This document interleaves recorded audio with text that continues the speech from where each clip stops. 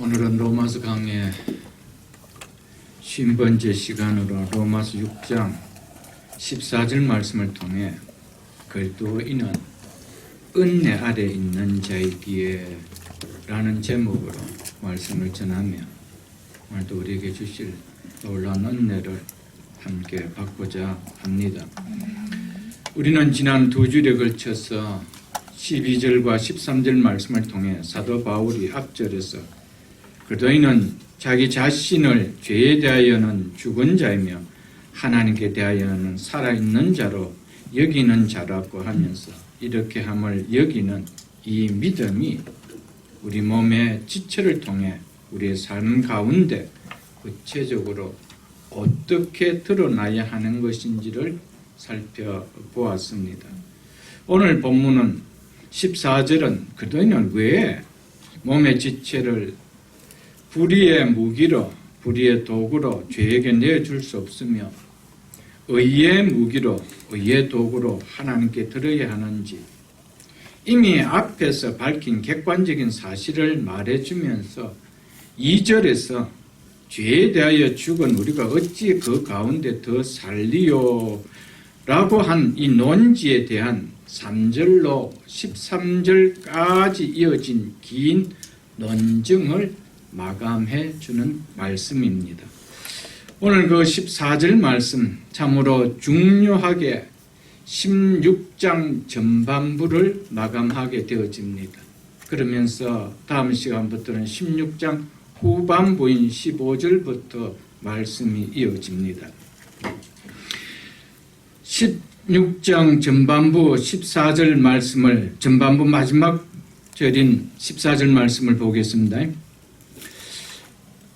우리 성경에는 접속사가 빠져져가 있습니다. 우리말 성경은 우리말의 문장의 격주나 운율을 고려해서 이 접속사 왜냐하면 이런 직역하는 것을 좀 피하는 경향이 좀 있습니다. 그러나 영어 성경은 거의 이런 접속사를 잘 넣어주고 있는데 14절에 왜냐하면이라는 접속사가 들어갑니다. 오늘 14절에는 왜냐하면이라는 이 가루라는 접속사가 2번 들어가는 문장입니다. 왜냐하면 죄가 너희를 주장하지 못하리니 즉 못하기 때문이니 라고 이야기합니다. 또 그러면서 이는 즉 왜냐하면 너희가 법 아래 있지 아니하고 은혜 아래 있습니다. 즉 있기 때문이라. 이렇게 오늘 14절 말씀은 말씀되어지고 있습니다.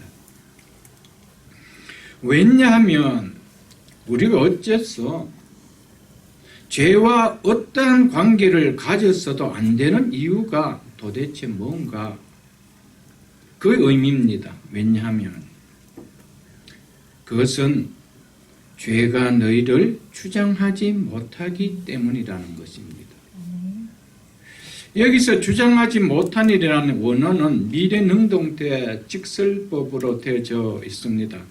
그래서 대부분 영어 성경이나 우리말 성경 가운데 세번역이나 공동번역이나 바른 성경은 주장할 수 없을 것이라는 미래 시제로 되어져 있습니다.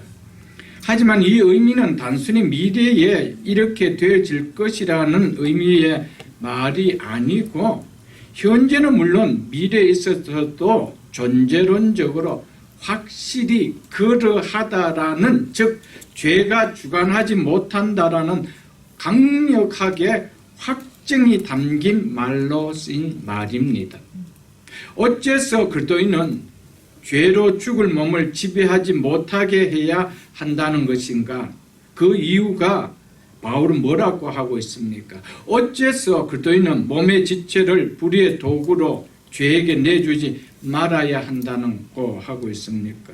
그 이유가 뭐라고 합니까? 죄가 우리를 주장 못할 것이기 때문이라는 겁니다. 죄가 우리를 주장하지 못하기 때문이라는 이것 때문이라는 겁니다. 이것 때문에 우리는 몸 우리 죽을 몸을 죄가 지배하지 못하게 해야 한다는 것입니다. 우리 몸의 지체를 불의의 도구로 내어줘서는 안 된다는 것입니다. 이것은 현재 그리스도인에게 있어서 사실입니다. 죄가 우리를 주장하지 못할 것이라는 것은 그리스도인에게 있어서 현재의 사실이라는 것이죠. 장차 미래에도 그리스도인에게 이것은 또한 사실이기 때문에 그렇게 하지 말라라고 말씀하고 있습니다. 이것은 결코 이렇게 되기를 바라는 바람이 아닙니다. 현재 사실이고 또 장차 그리스도인에게 사실로 나타나는 것이기 때문에 그렇게 하지 말라라고 이야기했던 것이었습니다. 사도 바울은 무슨 근거로 죄가 너희를 주장하지 못하리라고 할까요? 죄의 형벌인 사망에 관하여는 이미 우리가 죄에 대하여 단번에 죽었다는 것을 바울은 확실하게 깨닫고 그래서 알고 있었기 때문입니다. 그가 희미하게 알고 있는 걸 가지고 이렇게 강력하게 이야기할 수가 없지요. 그리고 자신뿐 아니라 우리 역시 죄와 죄의 통치와 죄의 다스림과 죄의 왕노릇에 대하여 죽었음을 알고 있기 때문에 바울은 그렇게 말하고 있습니다. 우리가 이미 받는 말씀이지만 3절을 보십시오. 무릇 그리스도 예수와 합하여 세례를 받은 우리는 그리스도의 죽으심과 합하여 세례를 받은 줄을 뭐하지 못하느냐? 알지 못하느냐? 이미 우리가 알고 있다라는 사실을 가지고 바울이 이야기하고 있습니다. 8절도 9절도 보겠습니다. 만일 우리가 그리스도와 함께 죽었으면 또한 그와 함께 살 줄을 믿노니 이는 그리스도께서 죽은 자 가운데서 살아나셨으며 다시 죽지 아니하고 사망이 다시 그를 주장하지 못할 줄 마음이라 알미로다. 알미로다. 그렇다면 그리스도 예수 그리스도와 연합된 우리는 어떻다는 겁니까? 그래서 10절로 11절을 보겠습니다. 이어서 그가 죽으심은 뭐에 대하여 단번에 죽으시며 죄에 대하여 단번에 죽으시며 그가 살아계심은 하나님께 대하여 살아계심이니 이와 같이 너희도 너희 자신을 죄에 대하여는 죽은 자요 그리스도 예수 안에서 하나님께 대하여 살아있는 자로 여길지어다. 아멘. 이미 알고 있기 때문에 새로운 것을 가르쳐 주는 것이 아니고 이미 너희가 세례를 받을 때 이 사실을 알지 않았느냐, 아는 내용을 가지고 한 번 더 확실하게 그렇게 여겨라고 이야기하고 있다는 것이죠. 그러므로 죄가 너희를 주장하지 못하리니라고 한 것처럼 그리스도인은 궁극적으로 결국에 죄와 아무런 관계를 갖지 않는 상태에 이르게 되는 것입니다. 지금은 비록 죄의 존재가 있기에 우리 죽을 몸의 지체들을 지배하려고 하지만 이것마저도 죄가 더 이상 전혀 우리에게 상관하지 못할 때가 온다는 것입니다. 이 땅에 사람으로 오실 이유도, 그래서 십자가에 죽으실 이유도, 죽었다가 다시 사시는 이런 일을 행하실 이유가 전혀 없으신 하나님의 아들 예수 그리스도께서 이 세상에 오셔서 십자가에 죽으시고 부활하신 것은 전적으로 죄인인 우리를 사망으로 왕노릇하는 죄로부터 완전히 구원하시기 위함 때문이었습니다. 뭐로부터요? 죄로부터. 사망이 왕노릇하는, 사망이 통치하는 죄로부터 완전히 구원하시기 위함이었습니다. 그것 때문에 이 땅에 인간으로 오실 이유가 없으신 하나님의 아들이 인간으로 오셨고 죽으실 이유가 전혀 없으신 그분이 율법 아래 오셔서 율법의 다스림을 받고 죽으셔야 하셨던 사실이었습니다. 무엇 때문에요? 사망으로 왕노릇하는 죄인인 여러분과 저를 그 죄에서 완전히 건져 주시기 위함이었습니다. 우리를 구원하신 목적은 우리로 하여금 죄와 아무런 관계를 갖지 않는 상태에 있기 위함이라는 사실을 우리는 기억해야 됩니다. 즉 죄가 우리를 주장하지 못하는 존재로 변화시켜 주기 위해서 우리를 구원하신다는 사실을 우리는 기억해야 됩니다. 이것은 1차적으로 범죄한 아담으로부터 물려받은 죄에 지배받은 죽을 육신의 몸을 벗고 우리의 영혼이 천국에 들어갈 때 일어나겠지만 궁극적으로는 예수 그리스도의 재림으로 예수 그리스도의 영광스러운 부활의 몸을 입는 구원의 완성인 영화 때 주어질 것입니다.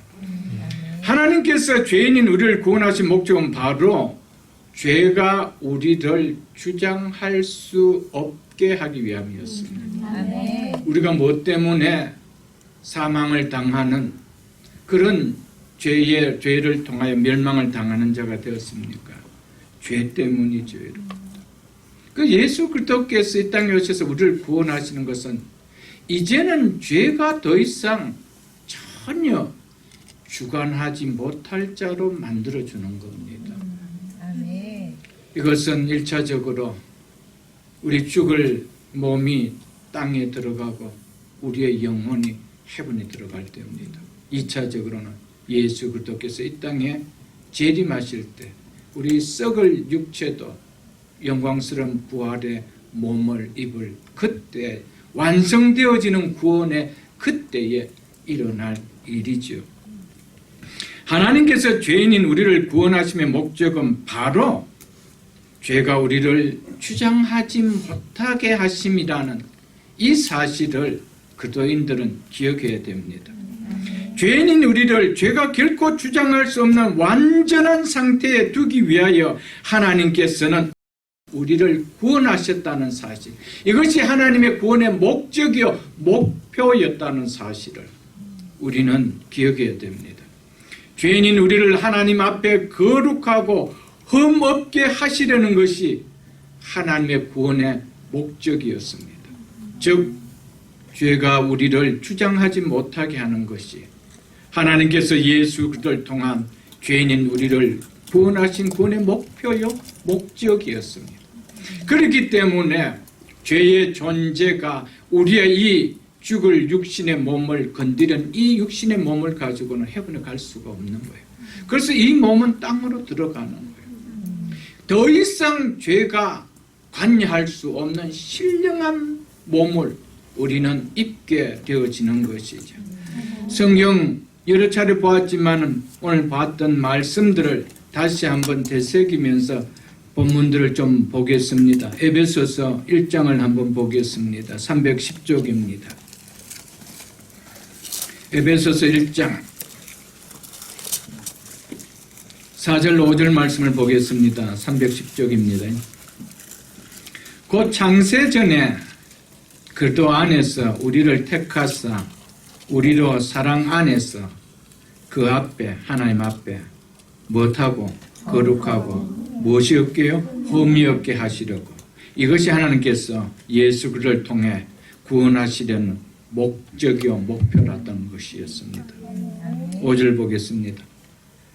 그의 깊으신 뜻대로 우리를 예정하사 예수 그리스도로 말미암아 우리는 예수 그리스도 안에서 우리를 택하셨기 때문에 예수 그리스도로 말미암아 자기 아들이 되게 하셨으니 아멘. 자기 아들이 되게 하신 것 이것이 하나님께서 우리를 구원하신 구원의 목표요 목적이었습니다. 그런데 그 아들이 어떤 모습으로 있는 아들이라는 겁니까? 거룩하고 흠이 없는 누구를 닮은? 예수 그리스도를 닮은 아버지 대신 하나님을 닮은 믿습니까 여러분? 이것이 구원의 목적입니다. 하나님께서 이런 자가 되도록 우리를 계획하셨고요. 구원의 계획을 하셨고요. 예수 그리스도를 통해 우리를 구원하셨기 때문에 죄가 우리를 주장하지 못한다는 겁니다. 로마서 8장도 이어서 보겠습니다. 로마서 8장도. 에베소서는 좀 킵해놓고요. 또 한번 봐야 됩니다. 로마서 8장 30절을 보겠습니다. 또 미리 정하신, 또 미리 택하신 이 말이지요. 그들을, 우리를 또한 뭐 하시고 부르시고, 성령께서 우리를 부르시기 위하여 예수 그리스도께서 다 이루어 놓으신, 십자가에서 다 이루어 놓으신 복음으로 우리를 그리스도인이 되도록 부르셨다는 사실입니다. 그렇기 때문에 그리스도인이 된다라는 것은 성령의 부르심 앞에 내가 반응함 없이 일어날 수 이어지는 것은 아닙니다. 그러면서 뭐라고 하세요? 부르신 그들을 또한 뭐 하시고요? 의롭다 하시고. 복음을 통한 부르심 없이 결코 칭의가 일어날 수가 있느냐? 성경은 없다라고 이야기합니다. 그래서 부르신 그들을 또한 의롭다 하시고, 의롭다 하신 그들을 또한 뭐하게 하셨느니라? 영화롭게 하셨느니라. 우리가 예수 그리스도를 믿을 때 하나님께서 우리를 의롭다 라고 구원을 칭해 줍니다. 구원을 받은 우리가 장차 어떻게 하셨대요? 영화롭게 하셨다. 이것은 구원의 목표였던 거룩하고 흠없게 하시는 것을 이야기합니다. 예수 그리스도의 영광스러운 부활의 몸을 입게 되어짐을 말합니다. 하나님께서 이런 자가 되도록 우리를 뭐 하셨습니까? 이미 계획하시고 이미 우리에게 이루어지게 하셨다는 것이죠. 아멘. 복음을 통한 어렵담을 받은 자가 죄가 주장할 수 없는 거룩하고 흠이 없는 영원한 몸을 입는 영화는 결코 일어날 수 있느냐? 일어날 수가 없습니다, 여러분. 그렇기 때문에 로마서 8장 30절 말씀을 통해서 우리가 깨달아야 되는 것은 예수 그리스도의 십자가의 죽으심과 부활에 통한 이 복음을 통하여 내가 의롭다함을 받는 역사가 일어나지 아니하면은 결코 죄가 주장할 수 없는 거룩하고 흠이 없는 영화로운 영화의 몸을 입는 영화가 일어날 수 있느냐? 이것은 없다라고 이야기하고 있습니다. 즉 교회를 다니지만은 십자가와 부활을 믿지 않는데 우리에게 이런 역사가 일어나느냐? 이것은 없다라는 것을 로마서 8장 30절을 생생하게 이야기해 주고 있습니다. 그래서 영화로운 몸을 입는 일은 우리에게는 아직 미래의 일임에도 이미 하나님께서 이루어 놓으신 일이기 때문에 의롭다 하심을 받는 그들에게 이미 영화롭게 하셨느니라라고 말씀하고 있습니다. 그렇게 이미 영화롭게 하셨기 때문에 하나님은 반드시 그렇게 만드신다는 겁니다. 아멘. 이게 구원입니다, 여러분. 아멘. 이 사실을 우리는 기억해야 되죠, 여러분. 그렇기 때문에 영화롭게 하셨느니라. 또 거룩하고 흠없는 자녀가 되게 하셨느니라. 죄가 너희를 주장하지 못하리라. 이것은 다 동일한 의미입니다. 동일한 의미의 말입니다. 우리를 구원하심의 목적이 이러함을 안다라면 이미 그러나 아직이라는 구원의 시간 속에서 주 예수 그리스도를 믿음으로 구원받은 그리스도인은 어떻게 살아야 한다는 것은 얘기하지 않아도 당연하지 않느냐 이거죠, 여러분. 하나님께서 예수 그리스도를 통하여 우리를 구원하신 목적이 그리고 이미 이렇게 해놓았기 때문에 우리가 아무렇게나 살아도 그렇게 되어지느냐 그건 아니라는 것을 이야기하고 있습니다. 오늘 주의 말씀을 좀 귀담아 들을 수 있기를 바랍니다. 아멘. 우리를 영화롭게 하셨고 우리를 거룩하고 흠없는 자녀가 되게 하셨고 죄가 우리를 주장하지 못할 것이라는 이 말씀들처럼 이것은 현재 그리스도인 우리에게 이것은 사실입니다. 그렇기 때문에 영화롭게 하셨느니라고 이야기하셨습니다. 이미 예수 그리스도 안에서 아들이 되게 하셨다라고 하셨습니다. 현재 이것은 사실입니다. 믿습니까, 여러분들? 또한 장차 미래도 이것은 우리에게 사실이기 때문에 이러한 확신의 믿음이 죄가 그리스도인들을 주관할 수 없도록 강력하게 이끌어 간다는 것이죠. 여기에 대한 확신이 없기 때문에 끌려가는 것이죠. 여기에 대한 확신이 있다면 끌려가지 못하고 우리가 못하죠. 마귀를 대항하고요. 믿음의 선한 싸움을 싸울 수가 있는 것이죠. 그리스도인의 정체성을 모르기 때문에 구원받은 자의 정체성을 모르기 때문에 여러분 우리가 그렇게 살아가는 거 아닐까요, 여러분들? 이 말씀들은 죄가 그리스도인들을 주장할 수 없다라는 확신을 주시는 약속의 말씀들이기 때문에 확신하는 믿음만이 죄가 우리를 주장하지 못하리라는 삶을 살게 되어집니다. 우리를 영화롭게 하셨고요. 우리를 거룩하고 흠이 없는 자녀가 되게 하셨고요. 죄가 우리를 주장하지 못할 것이라는 이것은, 이 말씀들은 죄가 그리스도를 주장할 수 없다라는 너무나도 확신을 주는 약속의 말씀들입니다. 이 약속의 말씀을 믿음으로 붙들지 않으면은 우리는 죄가 우리를 주장하지 못하리라는 삶이 사라지지 않습니다, 여러분. 왜? 여기에 대한 확신이 없기 때문에, 내가 어떤 존재로 되어진다는 확신이 없기 때문에 아무렇게나 살아가는 거예요, 여러분. 확신이 있다라면 그렇게 살 수 있을까요, 여러분? 우리의 최종적인 구원인 영화가 확실하다는 것을 알고 믿는다라면 알고 믿고 있는 이 사실만큼 성결한 삶을, 성화의 삶을 살도록 우리를 높여주는 일이 있을까요? 없습니다. 그래서 한 번 더 봤던 말씀이지만 요한일서 3장 3절을 한번 보겠습니다. 요한일서 3장 3절을 한번 보겠습니다. 여러 차례 본 말씀입니다. 제가 읽어드리겠습니다. 주를 향하여 이 소망을 가진 자마다, 이 소망이 뭡니까? 앞절에 2절에 보면은 그리스도 재림 때 그리스도와 동일한 영광스러운 부활의 몸을 입는 구원의 완성인 영화의 구원을 말하지요. 그래서 영화의 그 구원을 많은 자마다, 소망하는 자마다 우리를 영화롭게 해주신 예수 그리스도의 재림 때 그 부활의 몸을 입고 오신 그의 깨끗하신 같이 자기를 못하게 하느니라? 깨끗하게 하느니라. 믿으십니까, 여러분들? 우리의 최종적인 구원인 영화가 확실하다는 것을 알고 이것을 믿고 이 믿음을 소망두고 붙드는 자들에게 가장 무엇이 나타납니까?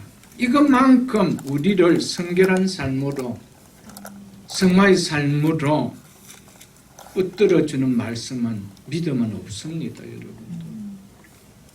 교회를 다녀도 우리 예수 믿으니까 나중에 자연적으로 예수님 부활한 것이 우리도 부활하고 너 죽으면 천국에 가고 너무나 막연해요. 기대도 없어요. 예수는 믿는데 기대가 전혀 없습니다. 공부는 하는데 전혀 어떤 대학에 대한 기대는 전혀 없습니다. 그거 똑같아요, 여러분. 예수는 믿는데 구원의 목적에 대한 전혀 기대는 없습니다. 그러니까 이 땅의 삶이 뭡니까? 그냥 아무렇게나 살아가는 거예요. 아무렇게나 공부하는 거예요. 기대가 없는데 뭐. 여러분, 이 주를 향하여 이 소망을 가진 자마다 예수 그리스도의 깨끗하신 같이 자기를 못하게 하느니라. 깨끗하게 하느니라. 아멘. 여러분, 그거는 결코 희미하지도 않습니다. 성경은 우리에게 아무렇게나 살아도 구원이 이루어진다 그런 이야기하고 있지 않습니다. 이미 우리를 영화롭게 하셨다라고 이야기하고 있습니다. 아멘. 이미 거룩하고 흠이 없는 하나님의 자녀가 되게 하셨다고 하셨습니다. 그러면은 하나님은 우리를 아무렇게나 살아도 받아주실까요? 아닙니다. 그래서 하나님의 자녀들이 그렇게 살지 못할 때 뭐하냐면 어부치게 하는 거예요. 여러분들. 꺾게 하는 거예요. 감당하지 못하는 환난 속에 넣는 거예요. 왜? 그 불순모 빼내라. 그렇게 살면 안 된다라고.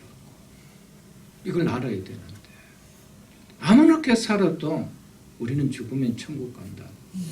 그거는 자기 복음에 대한 확신이지 성경에 대한 복음의 확신은 아닙니다. 여러분. 그것은 미래는 다섯 천녀와 똑같은 신앙생활입니다. 이 소망을 신앙의 참 소망으로 여기는 그리스도인이라면 죄를 사랑할까요? 죄를 미워할까요? 여러분, 죄를 안에 미워할 수가 없습니다. 그분의 깨끗한 같이 내가 깨끗해지는 것이 이 땅에서 예수 믿으면서 소망을 가졌는데 죄를 사랑할 수 있을까요, 여러분?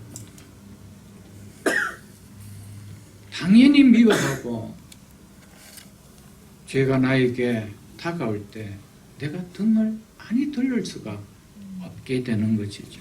그래서 죄를 짓게 만드는 마귀를 뭐하게 되죠? 대적하게 되는 거예요. 대적하는 믿음의 선한 싸움을 싸우게 되는 것이죠.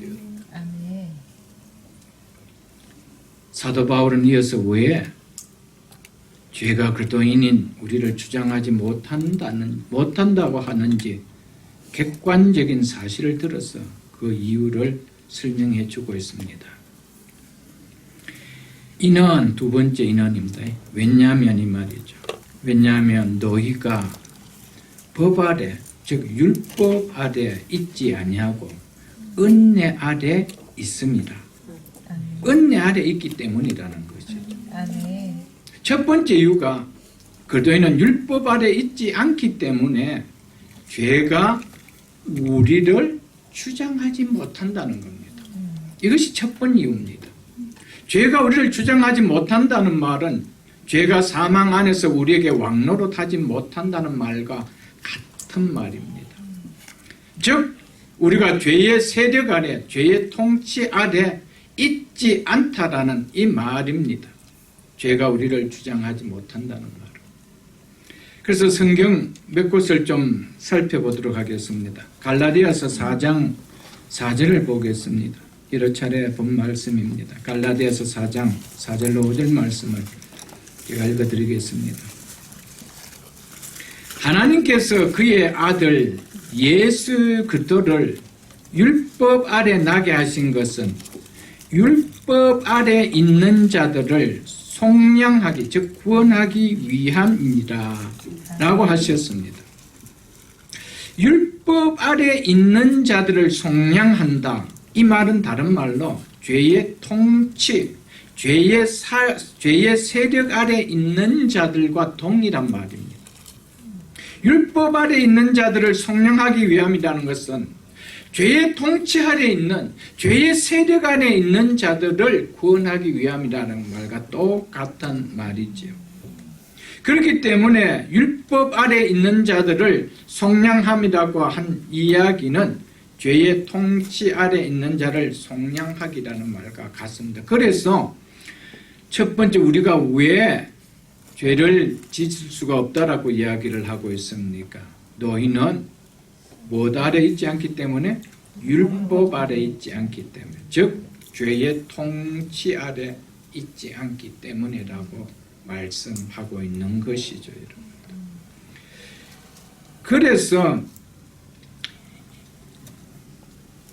그래서 그 밑에 우리가 6절로 7절 말씀을 한번 보겠습니다. 본문 우리 6절로 7절 말씀을 한번 보겠습니다. 그 앞에 6절로 7절 말씀을 한번 보겠습니다.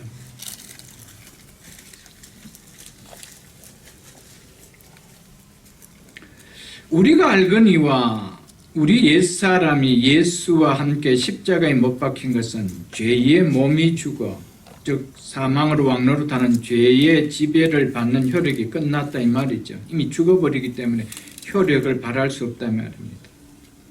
죽어 어떻게 한대요? 다시는 우리가 죄에게 종노릇하지 아니하려 함이니 더 이상 우리에게 영향력을 미칠 수 없다는 말이죠. 그러니까 우리가 죄의 통치 아래 있는 자가 아니라 이 말이죠. 7절에 이는 죽은 자가 옛사람이 예수 그리스도와 함께 십자가에 못 박혀서 죄의 몸이 죽은 자를 말하죠. 이 자가 누굽니까? 그리스도인은 우리죠. 왜 그런지 한지 보십시오. 이는 그리스도인이 뭐에서? 죄에서. 여기서 죄라는 것은 죄의 세력, 죄의 통치에서 말이죠. 거기서 벗어나 어렵다 하심을 얻었습니다. 아멘. 옛사람이 예수 그리스도와 함께 십자가에 못 박혀 죄의 몸이 죽은 그리스도인은 죄에 대하여 죽은 자이기 때문에 즉 죄의 세력으로부터 이제는 벗어난 자이기 때문에 죄와 함께 일을 하는 율법도 이제는 어쩔 수가 없는 거예요. 그래서 우리를 율법에서 건졌다는 말과 같은 겁니다. 죄가 없다라면 율법은 힘을 쓰지 못하는 것이죠.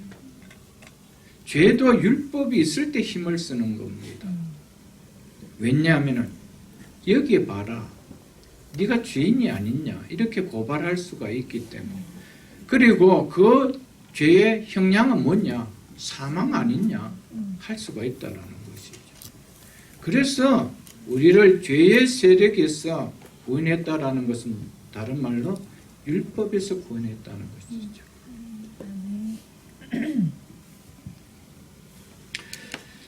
죄가 율법을 이용하여 우리를 다스리기 때문에 우리가 죄의 지배하에 있을 때는 율법이 우리에게 유효했습니다. 죄의 지배로 벗어난 뒤에는 더 이상 율법이 우리를 지배할 수 있나요? 이제는 유효하지 못합니다. 이제는 우리는 죄에서 뭐였죠? 벗어났기 때문에. 죄는 반드시 율법을 이용해서 우리를 다스립니다. 그런데 죄에서 벗어난 자입니다. 그러니까 율법이 우리를 다스릴 수가 없게 된 것이죠. 고린도전서 15장도 한번 보겠습니다. 55절로 56절 보겠습니다. 284쪽입니다. 고린도전서 15장 55절을 보겠습니다. 사망아 너희 성리가 어디 있느냐? 사망아 네가 쏘는 것이 어디 있느냐? 이 말을 잘 보십시오. 사망이 우리에게 힘을 쓸 수 있다라는 표현입니까? 없다라는 표현입니까? 없다라는 표현이죠. 왜 사망이 우리에게 힘을 쓸 수 없다라고 하는지 56절에 이야기해 주고 있습니다. 사망이 쏘는 것은 죄요. 사망이 죽음의 독침을 쏠 수 있는 것은 죄라는 표적이 있어야 그것을 향하여 쏠 수가 있는데 근데 그것이 이제는 어떻게 됐습니까? 없어져 버렸습니다. 왜요? 예수 그리스도께서 우리의 모든 죄를 대신 안으시고 그분이 사망을 당하시는 죄가 되어 주셨기 때문이었습니다. 그래서 사망아 네가 우리에게 쏘는 것이 어디 있느냐? 쏠 거 없다는 거예요. 왜? 내가 맞을 거 예수 그리스도께서 다 전가돼서 그분이 다 맞아주시기 때문에 그래서 그분이 죽음을 당해 주셨기 때문에 우리가 당할 것이 있느냐? 없다는 겁니다. 그래서 더 이상 사망으로 왕노릇하는 죄의 세력이 우리를 지배할 수 있느냐? 없다라는 것이 사도 바울의 외침입니다. 사망이 쏘는 것은 죄요. 그 다음에 뭐라고 이야기하고 있습니까? 죄의 권능은 즉 죄의 힘은 율법입니다. 율법 자체는 선합니다. 하나님께서 우리에게 주신 것이기 때문에 인간 중에 선한 자가 없기 때문에 모든 사람은 선한 율법 앞에 서게 되면은 언제나 악한 자로 죄인으로 드러날 수밖에 없는 것이죠. 그래서 율법은 언제나 인간의 죄를 보게 만들어줍니다. 율법은 절대로 인간이 너 선하지라고 보여주는 것이 아닙니다. 선한 율법 앞에 서면 인간은 다 내가 이런 죄인이구나, 이 비참함을 보게 되게 된다라는 것이죠, 여러분. 그래서 율법은 인간의 죄를 보게 되기 때문에 정죄하게 되는 겁니다. 율법은 우리를 고발한다. 너 죄인이야. 고발한다는 것이죠. 그래서 죄는 항상 율법을 통해서 인간을 정죄합니다. 이런 의미에서 죄의 힘은, 죄의 권능은 율법이라고 이야기하는 것이죠. 이제는 우리가 죄의 다스림을 받지 않는 죄에 대해 죽어버린 자이기 때문에 율법이 우리를 죄인이라고 고발할 수 있느냐? 없다, 이걸 이야기하고 있다는 것이죠.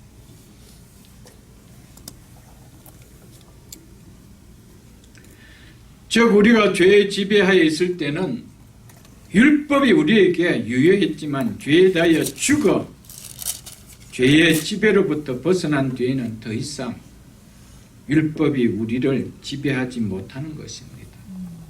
그렇기 때문에 사망아, 네 쏘는 것이 어디 있느냐? 사망이 쏘는 것은 죄인데 그 죄가 힘을 발휘할 수 있는 것은 율법인데 우리는 율법에서 건짐을 받아 죄의 세력에서 벗어난 자이기 때문에 사망에 대해서는 터치할 수 있느냐? 없다라는 것이죠. 여러분 이 부분 책값을 좀 꼽아두시고요. 갈라디아서 3장을 보겠습니다. 그 뒤에 고린도후서 다음에 갈라디아서 한번 보겠습니다. 305쪽입니다. 3장 14절에 이렇게 3장 13절에 이렇게 말씀하고 있습니다. 그리스도께서 누구를 위하여? 우리를 위하여 여러분과 저를 대신하여 저주를 받은 바, 누구의 저주요? 하나님의 저주, 율법의 저주를 받았지요. 저주를 받은 바 되사 율법의 저주에서 우리를 속량하셨으니 아멘? 아멘. 우리가 받아야 될 율법의 저주, 사망이지요. 죄의 삭은 사망이라는 하나님의 진노를 피할 수 없는 우리의 이 죄를, 이 율법의 저주를 누가 받으셨다고요? 그리스도께서 여러분과 저를 대신하여 우리를 위하여 그렇게 하셨습니다. 그래서 우리가 율법 아래 있지 않다라고 바울이 이야기하고 있는 거예요. 그래서 우리를 너희는 이제 율법 아래 있는 자가 아니라고 이야기했던 것이었습니다. 우리가 율법 아래 있지 않다는 것은, 즉 우리가 율법으로부터 자유로운 자가 되었다는 것은 죄가 우리를 추정할 수 있는 근거가 이제 뭐해졌다는 겁니까? 없어져 버렸다. 없어져 버렸다. 그걸 이야기하고 있습니다. 그래서 우리가 아까 봤던 고린도전서 15장 그 다음 절을 한번 보겠습니다. 고린도전서 15장 57절에 그래서 바울은 이렇게 이야기합니다. 우리 주 예수 그리스도로 말미암아 우리에게 승리를 주시나 사망을 이기는 이 승리를 주시는 하나님께 감사하노라. 아멘. 아멘. 누구로 말미암아요? 우리 주 예수 그리스도로 말미암아. 왜? 그분이 우리가 당해야 될 율법의 저주를 그분이 대신 당해 주셨기 때문에. 아멘. 그래서 우리에게 승리를 주셨다는 거예요. 무슨 승리를? 죽음을 이기는, 이제는 죄를 이기는 승리를 주셨다라고 고백하고 있습니다. 아멘. 아멘. 로마서 8장을 한번 펴보겠습니다. 로마서 8장. 로마서 8장. 그래서 로마서 8장 1절에 이렇게 말씀하고 있습니다. 그러므로 이제 누구 안에 있는 자에게는요? 그리스도 예수 안에 있는 자에게는. 이것을 다르게 표현하면은 율법 아래 있지 않냐고 은혜 안에 있는 자에게는 이 말입니다. 이제는 예수 그리스도 안에 있다라는 것은 이분이 모든 우리가 당해야 될 율법으로부터 율법의 저주부터 건짐을 주시고 죄의 세력으로부터 우리에게 건짐을 주셨기 때문에 우리는 이제 예수 그리스도 안에 있는 자가 되죠. 이것을 은혜 안에 있는 자에게 이렇게 표현할 수 있습니다. 이 은혜 있는 자에게는 결코 뭐함이 없나니 정죄함이 없습니다. 아멘. 이젠 율법이 우리를 율법에서 건짐을 받았기 때문에 우리를 정죄할 수 있는 유일한 하나의 그 기준이 있었다라면 율법이었습니다. 그런데 율법이 우리를 정죄할 수 없어요. 그래서 우리에게는 결코 정죄함이 없는 유죄 판결과 그에 따르는 심판의 형벌인 하나님의 진노는 우리에게 없다라고 성경은 이야기하고 있습니다. 믿으십니까, 여러분들? 여기에 대한 우리가 확실한 구원에 대한 이 은혜에 대한 확실함이 있어야 이 땅을 살아갈 때 정말 그리스도인들은 어떻게 살아야 되는지, 왜 하나님께서 우리를 그리스도인으로 하나님의 자녀로 삼아주셨는지 그 목적과 목표를 우리가 깨닫지 못한다면 우리의 삶이라는 것은 그냥 예수님 믿으면 천국에 간다는 정도에 마치 보험 들어놓는 것처럼 여러분 별로 안 반갑는 보험이 있잖아요. 그 질병보험 그 들어놓는 혹시나 당하면 어떨까, 그래서 하나 들어놓는 거죠. 근데 당하는 거는 안 원하는 것이죠. 천국 가면 혹시 우리가 죽으면 천국 간다. 근데 아직은 안 가고 싶어요. 그게 무슨 신앙이에요? 거기에 무슨 내가 구원이 있어요? 그것이 아까 보면 뭐라고요? 이 소망을 만자마다 가진 자. 이게 소망이 되어져야 돼요. 그게 소망이 되어진 자는 어떻게 살까요, 여러분? 죄가 너희를 주관치 못하는. 너희는 그런 자로 이미 영화롭게 된 자이기 때문에 너 어떻게 살든지 알지. 이게 알아지는 것이죠. 믿으십니까, 여러분? 이는 왜냐하면 너희가 율법 아래 있지 아니하고 은혜 아래 있습니다. 이제는 죄가 우리를 주장하지 못하는 두 번째 이유가 뭐라고 이야기하고 있습니까? 그 너희는 은혜 아래 있기 때문이라는 거죠. 그 너희는 은혜 아래 있기 때문에. 믿습니까, 여러분? 첫 번째는 우리는 율법 아래 있지 않았기 때문이고, 두 번째는 그 너희는 은혜 아래 있기 때문이라는 것입니다. 이 땅엔 두 분류밖에 없습니다. 율법 아래 있는 자와 은혜 아래 있는 자, 두 분류밖에 없습니다. 중간 지대는 없습니다. 우리는 이제 죄의 통치 아래에서 벗어나 은혜의 통치 아래 있으므로 죄가 우리를 지배하지 못한다라는 이 말입니다. 이것이 바로 은혜 아래 있음이라는 말이죠. 왜요? 죄가 힘을 발휘하는 율법이 우리에겐 더 이상 유효할 수 없기 때문인 것입니다. 이전에는 우리가 율법 아래서 죄의 종로도 하였지만 이제는 은혜 아래라는 다른 영역 속에 있기 때문에 죄가 은혜 아래에 있는 우리를 지배할 수 있느냐? 지배할 수 없다는 거예요. 죄의 영역 아래에 있을 때는 죄가 우리를 통치하고 다스릴 수 있었지만, 지배할 수 있지만 이제는 은혜라는 영역이 다른 곳으로 옮겨졌기 때문에 죄의 세력이 우리를 지배할 수 없다라고 이야기하고 있습니다. 율법 아래 있다는 것은 죄의 문제가 해결받지 못한 상태에 있었다는 말을 이야기하고 있습니다. 그렇기 때문에 죄가 율법을 통해서 우리를 끊임없이 정죄함으로 죄의 삭은 사망이라고 한 이 사망을 당하게 만들죠. 그러나 반대로 은혜 아래 있다는 것은 사망으로 왕노릇하는 죄의 세력이 더 이상 간섭하지 못하는 죄의 문제가 해결되었다 이 말입니다. 즉 죄의 세력의 종노릇하지 않아도 되는 상태 아래 놓이게 되었다라는 이 의미입니다. 은혜 아래 있습니다. 이 사실을 그렇게 되기를 바라는 지금 그리스도인의 바람이 아니라 은혜 아래 있으면 참 좋겠다 이 바람이 아니라 이미 이것은 우리에게 지금의 뭐라는 겁니까? 현실이라는 거예요. 아멘. 이게 현실이라는 겁니다.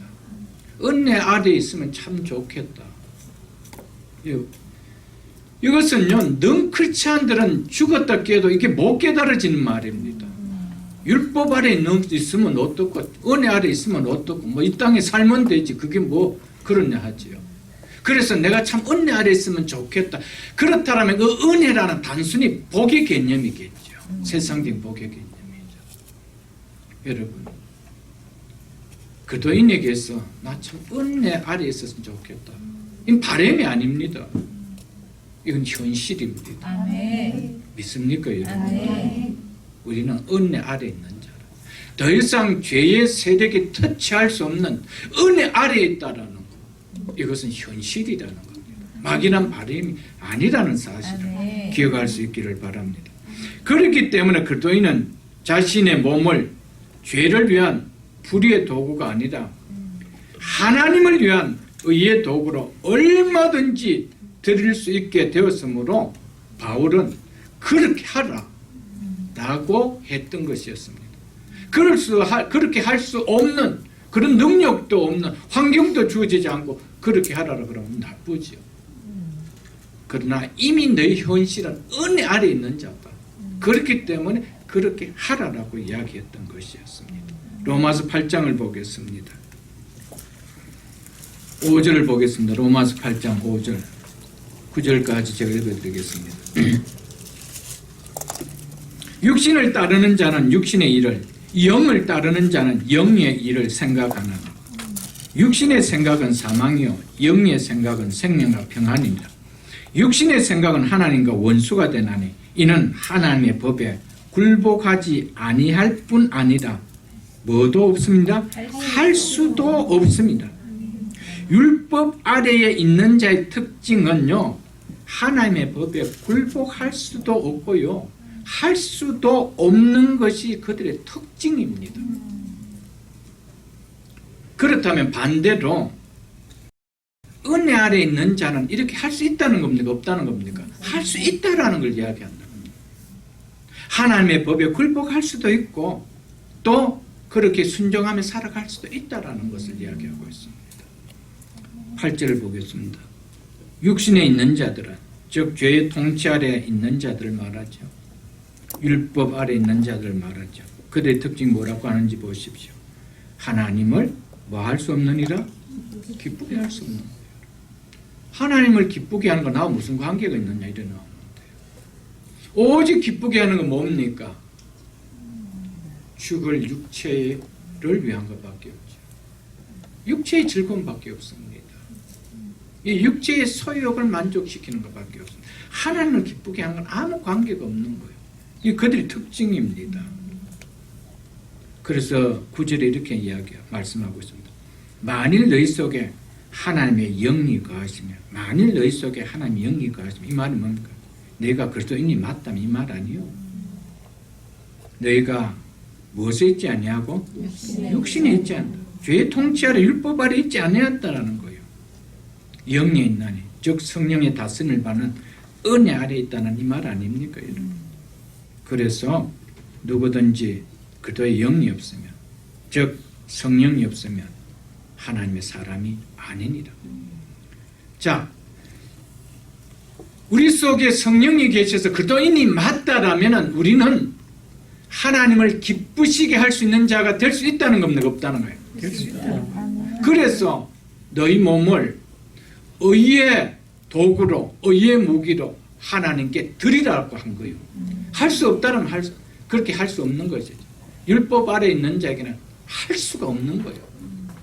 우리는 할 수 있는 거예요. 아멘. 여러분, 할 수 있음에도 하지 못한 건 죄입니다. 여러분들 깨달으십시오. 여러분, 할 수 없는데 하라는 것 하나님이 아니죠. 여러분들 할 수 있어요. 할 수 있는 모든 환경을 주셨어요. 여러분. 능력까지 주셨어요. 우리가 어떤 자인지, 우리에게 일어난 구원이 무엇인지 우리가 별로 안 알고 싶어서 그냥 옛사람처럼 살아갈 뿐이죠. 여러분.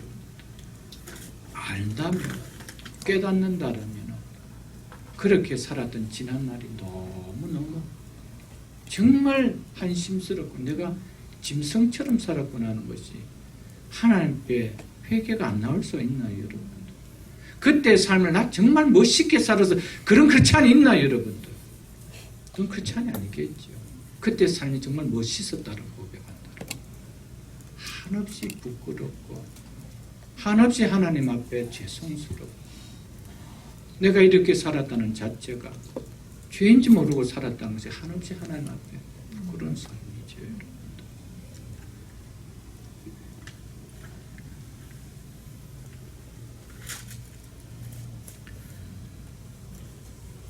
그래서 무디는 이런 이야기를 했습니다.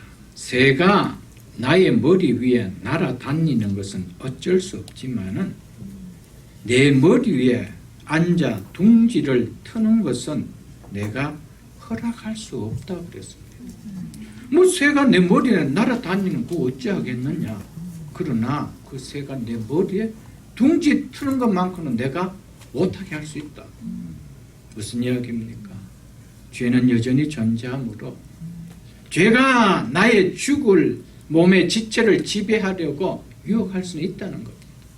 얼마든지 유혹할 수 있다는 겁니다.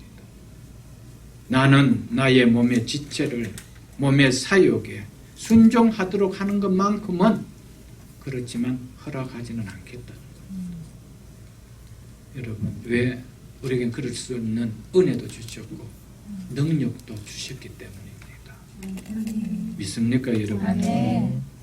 그래서 그렇게 할 수 있는 능력을 가진 자이기 때문에 우리를 향해서 너희는 은혜 아래 있는 자라고 하는 것이었습니다. 은혜 아래, 율법 아래 있는 자가 아니고 은혜 아래 있는 자라고 했죠, 여러분. 노예가 노예처럼 사는 거 그거 당연합니다. 이제는 노예에서 해방됐음에도 불구하고 자유인이 됐음에도 불구하고 자유인의 인생을 살지 못하고 여전히 노예의 삶을 벗어나지 못한 노예의 인생을 살아간다라면 이 사람은 노예에서 해방된 자유인이 맞습니까? 노예인입니까? 여러분, 우리가 마치 그렇게 살고 살아보지는 않았습니까? 우리는 죄의 세력에서 해방되어서 이제는 은혜의 영역 속에 들어오고 우리는 아담에서 예수 그리스도 안으로 옮겨졌는데 우리는 이미 새로운 피조물이 됐는데 죄에서 자유인이 됐는데 여전히 아담 안에 있을 때처럼 죄에 벗이 되어 살아간다면 우리는 어느 영역에 속한 자입니까? 여러분, 하나님의 말씀을 좀 귀담아 들을 수 있기를 바랍니다.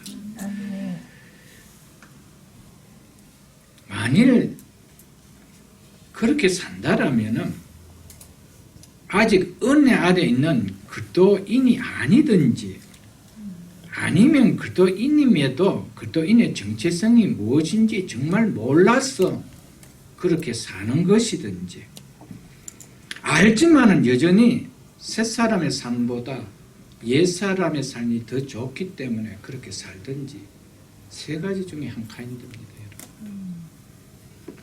여러분이 만일 그렇다면 세 가지 중에 어느 카인드일까요? 난 정말 그리스도인이 아닐까? 나는 정말 몰라서 그렇게 여전히 그럴까?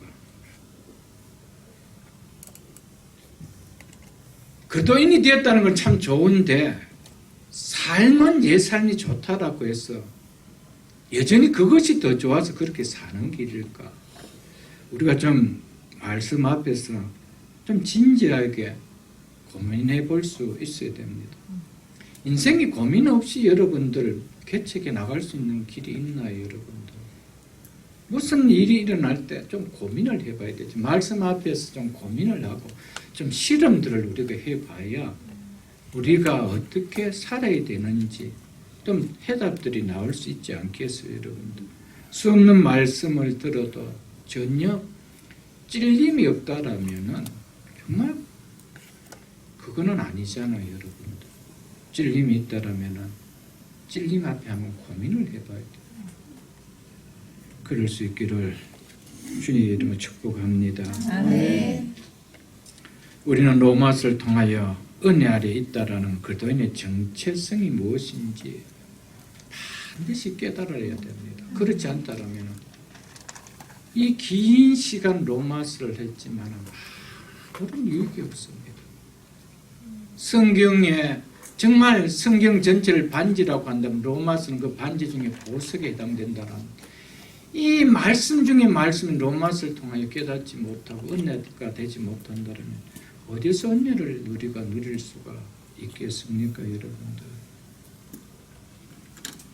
율법 아래 있지 않기 때문에 죄가 어렵담을 받은 성도를 추정할 수 없다는 것입니다. 왜냐하면 이미 율법에 의해서 죄의 값을 받아 우리는 죽어버린 자가 됐기 때문에 우리가 여전히 율법 아래 있다라면 당연히 뭐 해야 됩니까? 죄가 우리를 추정해야 되죠. 그러나 우리는 율법에 의해서 죄의 값을 받아서 십자가에 죽어버린 자입니다.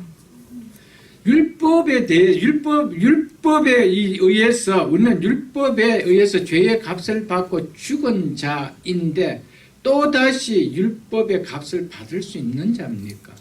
받을 수 없는 자입니다, 여러분. 이미 우리는 그 형이 지나가 버린 자이지 않습니까, 여러분? 그래서 로마서 6장 6절을 한번 보겠습니다. 앞에 봤던 말씀이지만 우리가 알거니와 우리 옛사람이 예수와 함께 십자가에 못 박힌 것은 이것을 우리가 뭐한대요? 알거니와. 있습니까, 여러분? 왜 옛사람이 예수와 함께 십자가에 못 박혔다요? 율법에 의해서 죄의 값을 받는 거 아니에요? 그래서 예수님께서 율법의 저주로부터 우리를 구원하시기 위하여 그분이 율법의 저주를 대신 우리를 위해 당해 주셨던 거 아니에요, 여러분들? 그래서 죄의 몸이 죽어. 그래서 우리는 죄의 몸이 이제 죽어버렸어요. 다시는 우리가 죄에게 종로로 타지 아니하려 합니다. 아멘. 있습니까, 여러분? 이처럼 그리스도인은 이미 율법에 의해서 죄 값을 받아 죽어버린 자이기 때문에 다시는 우리에게 죄의 값을 주장할 수 없다라는 것입니다. 그래서 너희는 율법 아래 있지 아니하고 무엇 아래 있음이라고 했습니까? 은혜 아래 있다. 그래서 바울이 하는 이야기가 너희는 율법 아래 있는 자가 아니다. 그걸 강조했던 거예요. 그래서 내가 율법 아래 있지 않는 자라는 걸 이것이 1차적으로 깨달아져야 죄가 너희를 주장하지 못한다라는 이 싸움이 일어날 수 있는 것이죠. 두 번째, 우리가 어디 아래 있다는 것을 깨달아야 은혜 아래 있다는 것을 깨달아야 한다는 것이죠. 그래서 7장을 한번 보겠습니다. 로마서 7장 4절을 보겠습니다. 그러므로 내 형제들아 너희도 그리스도의 몸으로 말미암아, 누구의 몸으로 말미암아? 그리스도의 몸으로 말미암아, 그리스도의 죽으심을 말미암아, 이거죠. 너희도 그리스도의 몸으로 말미암아 뭐에 대하여? 율법에 대하여 죽임을 당하였으니. 아멘? 뭐에 대해서 죽음을 당해? 율법에 대해서 죽음. 그러니까 율법이 더 이상 우리를 정죄할 수 있느냐? 없다라는 것이죠. 우리를 왜 그렇게 했대요? 이는 다른 이 곧 죽은 자 가운데서 살아나신 이에게 가서, 이분이 누구십니까? 예수 그리스도시죠. 예수 그리스도에게 가서. 이 말은 성도가 그리스도에게 연합됨을 이야기합니다. 우리가 이제는 누구에게 연합된다고요? 그리스도에게 연합. 전에 아담만이 연합된 자가 우리는 예수 그리스도에게 연합된 자. 그래서 그렇게 해서 어떻게 한대요? 우리가 누구를 위하여 열매 맺게 하랍니다. 하나님을 위하여 열매. 그래서 바울은 너희 지체를 의의 도구로 누구에게 드리라? 하나님께. 말씀 한 말씀 바울 서신서를 통해서 보면요 하나도 각기 노는 말씀이 없습니다. 각기 노는 말씀이 없어요. 이 말씀들이 우리를 어떻게 하죠? 다 강권하는 거 아니에요, 여러분? 구원을 강권하는 거예요. 견고하게 만들어주죠, 여러분들. 6장도 한번 보겠습니다. 6장 20절로 22절 보겠습니다. 너희가 죄에게 종이 되었을 때는 의에 대하여 하나님의 의에 대하여 자유로웠으나 의에 대해서 무관한 자로 살았다 이 말 아닙니까?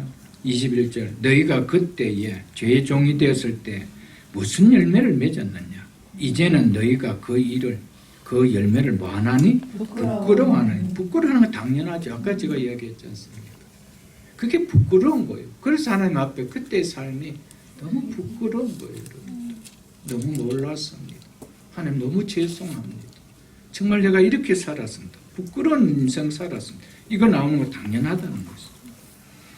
이는 왜냐하면 그 마지막이 무엇이기 때문에? 사망이기 때문에. 그래 삶의 마지막은 기다리는 건 죽음밖에 없다는 것이죠.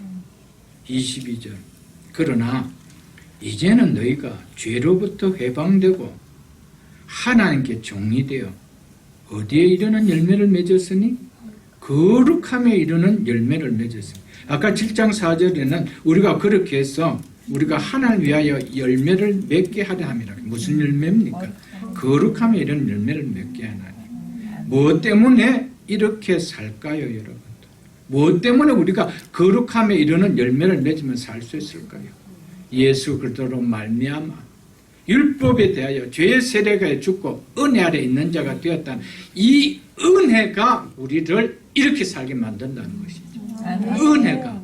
그래서 내가 은혜 아래 있다라는 이 사실이 깨달아질 때 이 은혜가 우리를 거룩함에 이르는 열매를 맺게 살게 한다는 거예요. 아멘. 그 마지막 뭐래요? 영생입니다. 아멘. 이건 부끄러움이 아니고 이제 뭐죠? 자랑이요, 영광이죠, 여러분. 여러분, 우리 마지막이 사망의 열매를 맺기를 선택하겠습니까? 영생의 열매가 맺기를 선택하겠습니까? 다 이것을 원할 겁니다. 근데 현재의 삶은 옛사람이 좋다라고 그건 말이 맞지 않는 거 아닐까요, 여러분? 무엇을 몰라서 그럴까요? 은혜가 함께 들어서 은혜가. 그래서 내가 율법 아래 있지 아니하고 은혜 아래 있다라는 이것이 얼마나 축복받은 인생인지 이게 안 깨달아지는 거예요. 어디 있으면 어때요? 다 땅에 있는 건데 이래 생각한다라는 그게 뭡니까, 여러분? 우리가 이렇게 살아질 수가 없는 것이죠. 갈라디아서 한번 보겠습니다. 갈라디아서 2장 한번 볼게요. 여러 차례 봤던 말씀입니다. 갈라디아서 2장 304쪽입니다. 19절로 20절 말씀을 보겠습니다.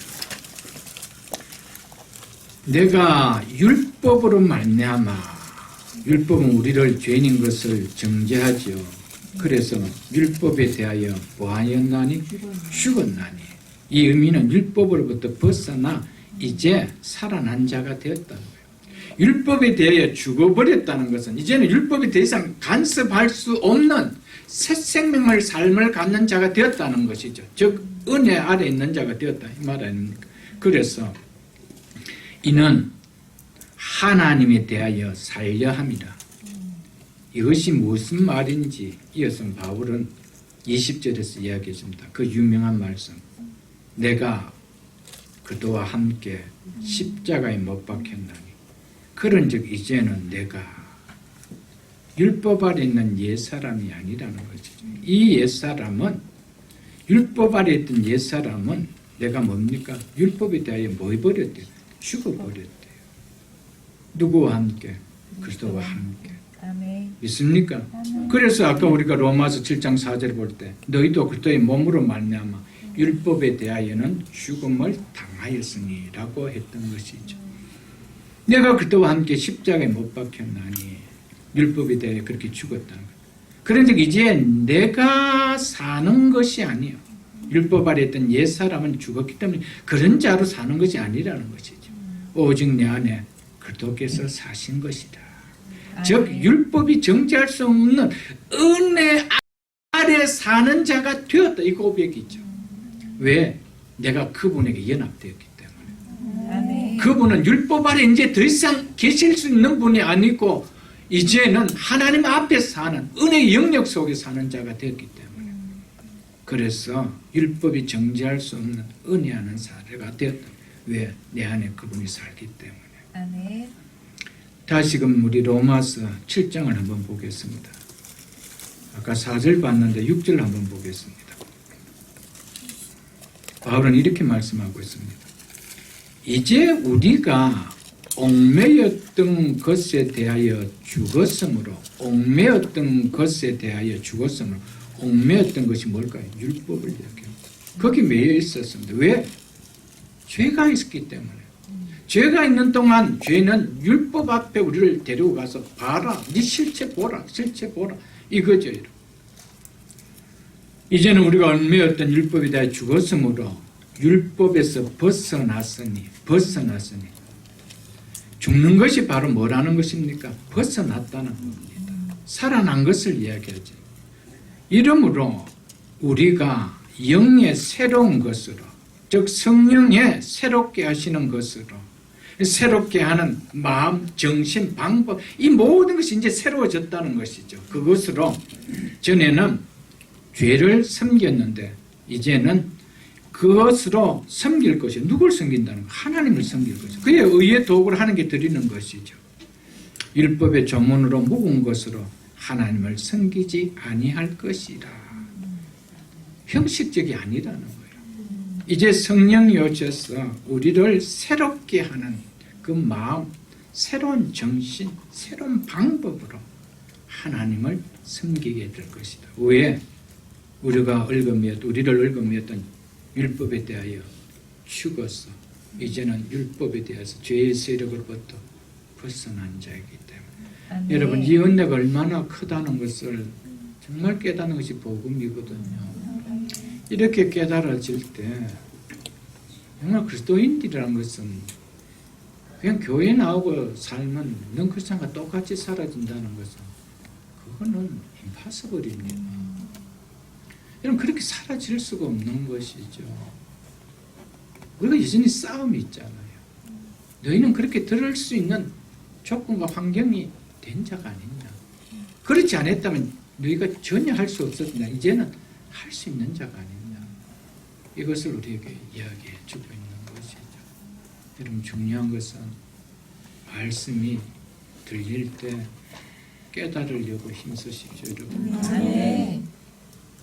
여러분, 조그마한 바늘 구멍만큼이라 들린다고 하더라도 들려지면 깨달으려고 애쓰십시오. 그것을 한 귀로 듣고 한 귀로 흘려버리려고 하지 마십시오. 여러분. 제가 지금 로마서 6장을 거의 한 절 한 절 내려오고 있습니다. 이 정도로 이 부분이 중요하다 이 말입니다. 뭉뚱그려서 제가 이야기하지 않습니다. 한 절 한 절 속에 담겨있는 바울의 심오한 구원의 진리가 있고 우리에게 주신 은혜가 있는데 이걸 제가 시간 정말 요리를 해서 여러분도 올려드리는데, 전해드리는데 이것을 전혀 여러분들이 반응이 없다라면 정말 어떡하겠어요. 붕뚱그려 전하면 그 말씀이 그 말씀 같아요. 이는 너희가 은혜 아래 있습니다. 이 은혜 아래 있다라는 본질적인 의미를 이제 바울은 하려고 하고 있습니다. 그것이 오늘 설교의 중요한 제목이 되어지는 겁니다. 은혜 아래 있다는 것이 뭘까? 5장을 한번 가보겠습니다. 이미 바울은 이야기했습니다. 5장 21절에 이는 죄가 사망 안에서 왕노릇한 것 같이 은혜도 또한 의로 말미암아 왕노릇하여. 은혜 아래 있다라는 의미는 이 말씀과 같이 은혜의 왕노릇 아래, 은혜의 통치 아래, 은혜의 다스림 아래 있다 이 말입니다. 은혜 아래 있는 자라는 것은 이제 너희는 은혜의 통치를 받고 은혜의 다스림을 받고 은혜의 이제는 왕노릇 아래 있는 자라라고 바울은 말하고 있다는 것이죠. 은혜는 1차적으로는 값없이 받아 누리는 것이지만 동시에 은혜를 받은 자를 동시에 은혜를 받은 자는 은혜를 다스리는 은혜는 은혜가 다스리는, 은혜가 또한 통치하는 것이기 때문입니다. 통치하는 것이 되어지는 겁니다. 다시 정리하겠습니다. 은혜는 1차적으로 값없이 받아 누리는 것이지만은 이제는 은혜를 받은 자에게는 은혜는 통치하는 것이 되고 다스리는 것이 된다 이 말입니다. 아멘. 네. 그래서 죄가 사망 안에서 왕노릇한 것 같이 은혜 동안 의로운 말미암아 뭐 한대요?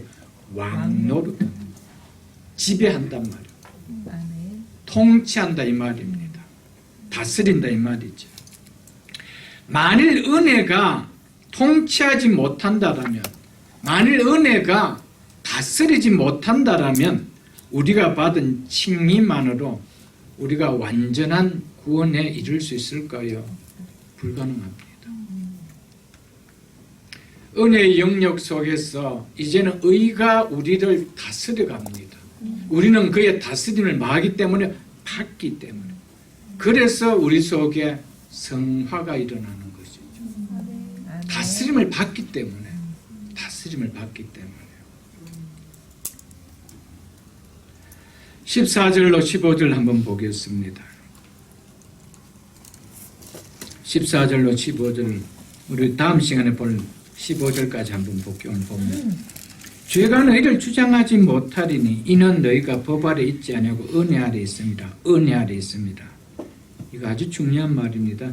그런즉 어찌하리요? 우리가 법 아래 있지 아니하고 은혜 아래 있으니, 은혜 아래 있으니, 즉 은혜의 통치 아래 있으니, 은혜의 다스림 안에 있으니 이 말입니다. 죄를 지으리요?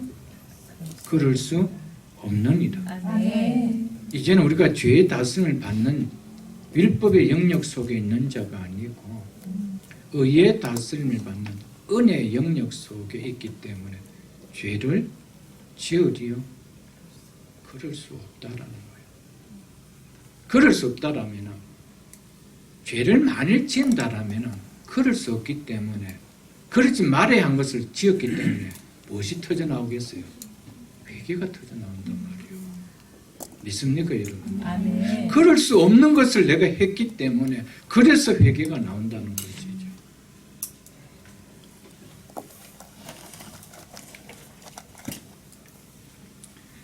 이 말씀은 은혜 아래 있다는 것이 무엇인지 단면을 우리에게 보여주는 것입니다. 은혜 아래 있다는 것은 은혜의 통치, 은혜의 다스림, 이것을 받는 곳에 있다는 거예요. 여러분, 은혜의 다스림을, 은혜의 통치를 받기 때문에, 그래서 우리가 죄의 몸을 다스리려고 하는, 이 죄가 우리의 몸을 다스리려고 하는 것을 우리가 뭐 할 수가 있죠? 막을 수가 있는 거예요. 그래서 은혜의 통치, 은혜의 다스림을 받기 때문에 우리가 뭐 할 수 있을까요? 믿음으로 선한 싸움을 대항할 수가 있는 거예요. 아멘. 나는 죄의 통치 아래 있는 극의 다스림을 받고 극의 주인 삼아 사는 종이 아니기 때문에, 영역이 다르기 때문에 이제는 서로의 원수입니다. 원수입니다. 믿습니까 여러분? 아멘. 너는 여자의 후손과 원수가 돼. 우리는 원수 관계인 거예요 여러분. 원수 관계. 그래서 믿음의 선한 싸움이 일어나는 거예요. 내 영역을 자꾸 치고 들어오는 거예요. 막는 거예요. 싸우는 것이죠 여러분.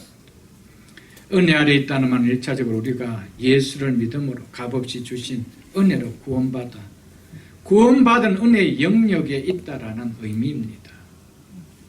은혜 아래 있다는 말은 결코 이 의미만을 이야기하지 않습니다. 그렇다면 우리는 예수를 믿게 이제는 아무렇게나 살아도 구원받은 은혜의 영역에 있기 때문에 나는 구원을 잃지 않는다라는 전혀 복음을 깨닫지 못한 궤변의 복음을 내가 믿게 되어지는 겁니다. 여러분, 이것만을 가리켜서 이제 은혜 아래 있다는 것은 구원받은 자는 은혜 아래이기 때문에 이제는 그 구원은 절대로 잃지 않는다, 이것만을 얘기하고 있지 않습니다. 만약 그것만을 이야기한다면 이제는 아무렇게 살아도 괜찮다는 것이죠. 왜? 우리는 은혜 영역 안에 있기 때문에. 그래서 우리는 구원은 절대 흔들리지 않아. 아무렇게나 살아도 괜찮아. 이것은 정말 복음을 모르는 궤변입니다. 여러분. 만약 그런 이야기를 한다면 그건 정말 성경 모르고 하는 이야기입니다. 주서 들은 건 있죠. 한 번 구원은 영원한 구원이다. 그런 개념으로 이야기한 것이 아니죠. 여러분. 그렇다면 성화는 빼버리고 뭐만 있어야 됩니까? 칭의만 있어야 돼요. 칭의만 있고 영화만 있어야 돼요. 왜 구원은 풀세트, 세 세트를 다 삼위일체를 주셨습니까? 칭의와 성화와 영화를 다 주셨습니다. 이거는 따로 구분한 구원이 아닙니다. 각기 다른 세 종의 구원이 아닙니다. 이것은 한 종의 구원입니다. 믿습니까, 여러분들? 아멘. 은혜 아래 있다라는 의미는 이 의미와 동시에 은혜의 다스림을 받는, 은혜의 통치를 받는다는 것을 이야기하고 있습니다. 은혜의 영역에 있기 때문에 내 구원 절대 흔들리지 않는다. 이것도 맞지만 그 다음에 더 중요한 것은 은혜의 다스림을 받는다는 거예요. 은혜의 통치를 받는다는 거예요. 은혜는 뭐를 가지고 왕노를 한대요? 의를 가지고. 의를 가지고. 그 왕노릇하는 그 지배 아래, 그 다스림, 그 통치를 받는다라고 이야기하고 있습니다. 그래서 율법 아래가 아닌 은혜 아래에 있는 그리스도인은 은혜의 다스림을 받는 삶이 나타나야 된다는 것이죠. 사라져야 된다는 겁니다. 바울은 이걸 이야기하고 있습니다. 5장 21절에서 우리가 봤지만 은혜도 또한 의로 말미암아 의를 통하여 왕노릇하는 일을 한 것처럼 은혜 아래 있는 자는 하나님과 관계를 떠나, 하나님의 의의 관계를 떠나 살 수 없는 의의 통치를 받는 삶을 아니 살 수가 없다 이 말입니다. 이것이 바로 그리스도인은 못 아래 있는 자라는 겁니다. 은혜 아래 있는 자라. 그래서 너희가 죄가 너희를 주관치 못한다라고 이야기를 했던 것이죠, 여러분들. 그렇기 때문에 그리스도인은 은혜 아래 있는 그리스도인은 하나님의 의의 통치를 받는, 하나님의 말씀의 다스림을 받는 순종의 삶을 안 살까요? 살까요? 여러분 답하십시오. 안 살까요? 살까요? 살입니다. 아멘. 이것이 바울이 14절에서 너희는 은혜 아래에 있음이라고 한 의미입니다. 이것을 바울이 이야기하고자 한 것이었습니다. 그래서 16절 하반절에 보십시오. 16절 하반절에 순종의 종으로 의에 이르니라. 너희가 무슨 종으로요? 순종의 종으로 의에 이르는. 아멘. 은혜 아래 있다라는 자의 삶의 특징이 뭔가를 지금 이제 15절 이하에서부터 이제 이야기를 해주고 있는 것입니다. 그래서 순종의 종으로 의에 이르는 이야기하고 있습니다. 왜? 하나님 의의 통치를 받기 때문에, 하나님의 말씀에 다스림을 받기 때문에 그분의 앞에 순종하지 않는 삶이 아니 사라진다는 거죠. 그래서 17절 중반절에도 보십시오. 너에게 전하여 준 바 교훈의 본을 마음으로 못하여 순종하여. 그래서 15절 후반, 이제 16장 후반부부터는 계속해서 하는 이야기가 은혜 아래 있는 자의 삶이 어떤 거라고 이야기해 주고 있는 것이거든요. 그 삶의 특징이 뭐라는 거예요? 순종이라는 거예요. 아멘. 이것이 은혜의 통치를 받는, 다스림을 받는 은혜 아래 있는 자의 삶의 모습은 이것이라는 것을 이야기해 주죠. 19절 하반절에도 보십시오. 이제 너희 지체를 의에게 종으로 내어줘. 의에게 종으로 내어. 종은 순종의 대명사를 이야기합니다. 이 원어는 노예를 이야기합니다. 의에게 노예로 내어줘요. 여러분, 의의 통치를 받는다 이 말입니다. 그래서 무엇함에 이르니라? 거룩함에 이르니라. 아멘. 22절 중반절에도 보십시오. 하나님의 종이 되어. 하나님의 종이. 종은 뭐를 한다는가? 순종입니다. 즉 다스림은 통치를 받는다 이 말입니다. 통치와 다스림의 반응이 뭐라는 겁니까? 순종이라는. 그런 개념에서 종이라고 표현했던 것이었습니다. 하나님께 종이 되어, 즉 하나님의 다스림을 받아 거룩함에 이르는 열매를 맺었으니 그 마지막은 영생이라. 아멘. 여러분, 은혜 아래 있는 자가 하나님의 다스림, 하나님의 통치를 받지 아니하고 거룩함에 이르는 이 열매를 딸 수 있느냐? 성경은 없다라고 바울은 이야기하고 있습니다. 여러분, 로마서를 통하여 우리의 신앙들이 과거의 모든 신앙들을 좀 내려놓고 말씀이 뭐라고 하고 있는지 앞에 다시 좀 정립할 수 있기를 바랍니다. 아멘. 그래서 바울은 이 후반부에 와서 순종의 종, 의의 종, 하나님의 종이라며 종으로 표현했던 것입니다. 종의 특징이 뭡니까? 절대적으로 통치와 다스림과 지배 아래 뭐 한다는 겁니까? 복종한다, 순종한다. 그것을 나타내기 위해서 이렇게 표현했던 것이었습니다. 이처럼 은혜 아래 있다는 말은 은혜의 통치를, 은혜의 다스림을 받는 삶을 산다. 이것을 바울은 얘기해 주고 있습니다. 그 은혜의 통치를 받는 삶을 살고 은혜의 다스림을 받는 삶을 사는데 어떻게 죄와 아니 싸울 수가 있나요? 죄와 벗이 될 수가 있나요, 여러분? 그건 누구의 다스림을 받고 있다는 거예요? 그건 죄의 다스림을 받고 있는 거죠. 혹 우리가 넘어질 수 있죠. 자빠질 수 있죠. 실수할 수 있죠. 그건 완전하지 않기 때문에. 그러나 그것은 하나님의 통치를 받는 은혜의 통치 아래 있는 자로서는 부끄러운 일이기 때문에 뭐 한다는 겁니까? 회개한다는 거예요. 그러므로 예수를 믿는 자는 하나님의 은혜로 구원받았기 때문에 어떻게 살아도 구원을 잊지 않고 천국에 간다는 생각을 하고 있다면 성경의 복음을 믿는 자가 아니고 복음을 궤변으로 만들어 믿고 있는 궤변 그림입니다. 여러분, 그럴 수는 없습니다. 여러분, 아무렇게나 살아도 그러면 성만은 허락하지 말아야 될 문제죠. 여러분. 그래서 우리를 향해 두렵고 떨림으로 너희 구원을 이루라고요. 두렵고 떨림이 뭡니까, 여러분? 두렵고 떨림으로. 여러분, 두렵고 떨림이랑 회개 없이 두렵고 떨림이 있나요, 여러분들? 회개 없는 두렵고 떨림이 있나요? 두렵고 떨림이 있다면 당연하게 부끄러운 일을 행했을 때 하나님께 회개하는 거 당연한 거 아니에요, 여러분? 그렇게 살아가야 되는 거 당연하죠, 여러분. 그러면서 하는 이야기가 두렵고 떨림은 너희 구원을 이루. 이 구원은 이미 하나님 선물로 주신 이 칭의를 이야기하는 것이 아닙니다. 이제는 칭의를 받은 자가 이 땅에 살아가면서 내가 이 칭의의 의를 받은 자의 삶을 드러내며 살아라는 성화의 구원을 이야기해 주는 것이죠, 여러분.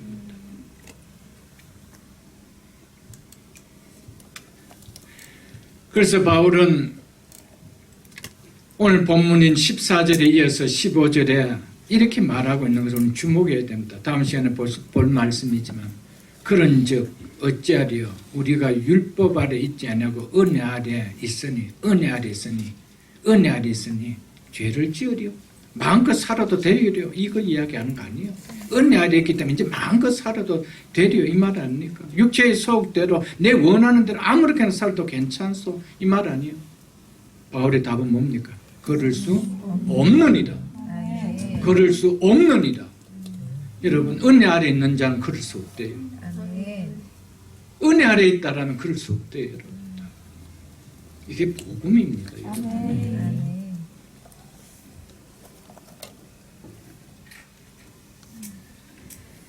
은혜는 우리에게 거룩하게 살라라는 책임을 또한 부여하고 있다라는 이 사실을 여러분들 꼭 기억할 수 있기를 원합니다. 아멘? 네. 한 곳을 보겠습니다. 골로새서 1장을 한번 볼게요. 골로새서 1장 28절 324쪽입니다. 324쪽. 324쪽 골로새서 1장 28절 29절을 보겠습니다. 28절 한 절 보겠습니다. 우리가 그를 전파하여 각 사람을 권하고 모든 지혜로 각 사람을 가르치면 각 사람을 그도 안에서 어떤 자로 세우려 하느니 완전한 그래도 밖에 있다라면 뭐 관계가 없지만 그래도 안에 있는 그리스도인이 맞다라면 완전한 자로 세우라. 이것이 바울의 사역의 목적이었습니다. 그냥 대충 복음 전하는 것으로 끝나는 것이 아니었습니다. 이렇게 세우는 것이 완전한 자로 세우는 거지. 그래서 이를 위하여 이것이 바울의 사역의 목적이라고 말했죠. 이를 위하여 나도 내 속에서 능력으로 역사하시는 이의 역사를 따라, 그렇죠. 성령 하나님이지요. 그분의 역사를 따라 무엇을 다하여? 힘을 다하여 그렇게 세우려고 만대요. 수고하노라. 아멘. 아멘. 그렇지 않다면 바울은 그냥 복음 전하면 끝 이렇게 되죠. 그렇지 않았다는 겁니다. 그 뒤에 있는 데살로니가 전서 2장을 한번 보겠습니다. 330쪽입니다. 데살로니가 전서 2장 330쪽입니다.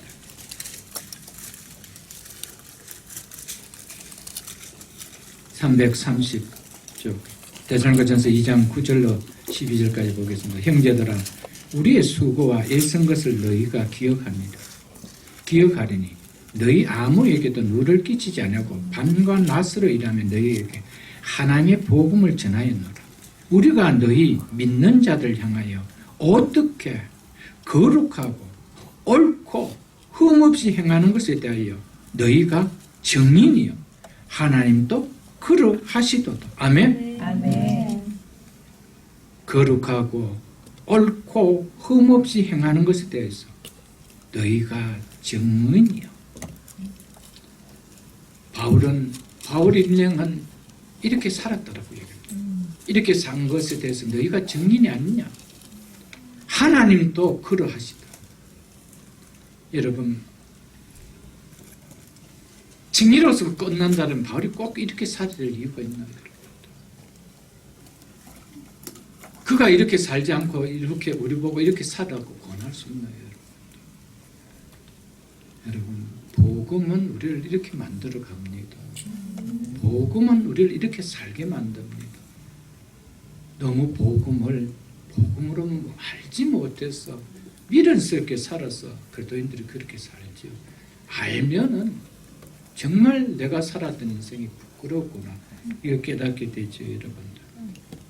11절 너희도 아는 바와 같이 우리가 너희 각 사람에게 아비가 자기 자녀에게 하듯 권하고 위로하고 경계하노니 이는 바울의 사의 목적을 이야기합니다.